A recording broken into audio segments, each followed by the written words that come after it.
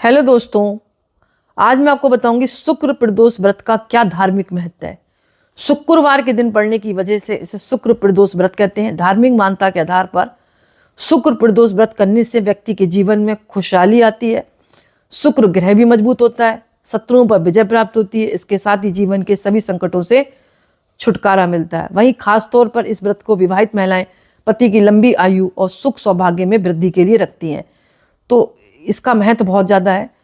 और बैसाख माह के जो प्रदोष व्रत पड़ रहा है, यानी कि 25 अप्रैल 2025 को जो शुक्रवार के दिन पड़ रहा है, वो बहुत अपने आप में खास है। अब पता है वो क्यों खास है? क्योंकि इस बार जो है दुर्लभ इंद्र योग का सहयोग बन रहा है। दुर्लभ इंद्र योग का सहयोग, इंद्र योग का सहयोग दिन एवं निशा काल में भी है। इंद्र योग का समापन होगा रात्रि में, यानी 25 अप्रैल शुक्रवार के दिन रात्रि में 11:31 तक है ये, और मतलब बाद में उसके बाद समाप्त हो जाएगा। ये बात समझ में आ गई होगी। इंद्र योग का समापन देर रात 11:31 के बाद खत्म हो जाएगा।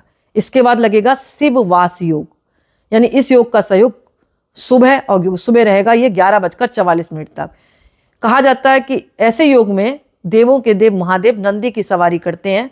तो इस दौरान भी अगर भगवान शिव की पूजा करते हैं तो आपके सभी कार्यों में सफलता मिलती है। तो इस बात को आप ध्यान रखें। इस बार में इंद्र योग भी पड़ रहा है और शिववास योग भी है, जो अपने आप में बहुत महत्व रखते हैं।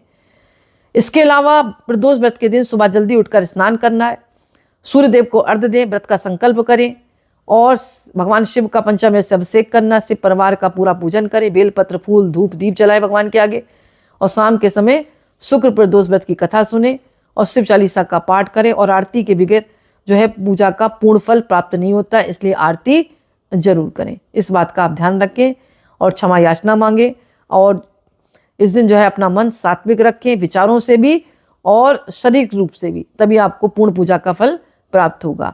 तो इस बात को आप ध्यान रखें। इस बार जो व्रत पड़ रहा है बहुत मतलब शुभ योग में आया है, इस बात का ध्यान रखें। यानी कि इंद्र योग और शिववास का योग जो अपने आप में पूजा को आपकी बहुत महत्वपूर्ण बना देगा। तो थोड़ी सी भी पूजा आप करते हैं तो उसका आपको अनंत गुना फल मिलेगा, क्योंकि इस योग में ही महादेव नंदी की सवारी करते हैं, ऐसा माना जाता है।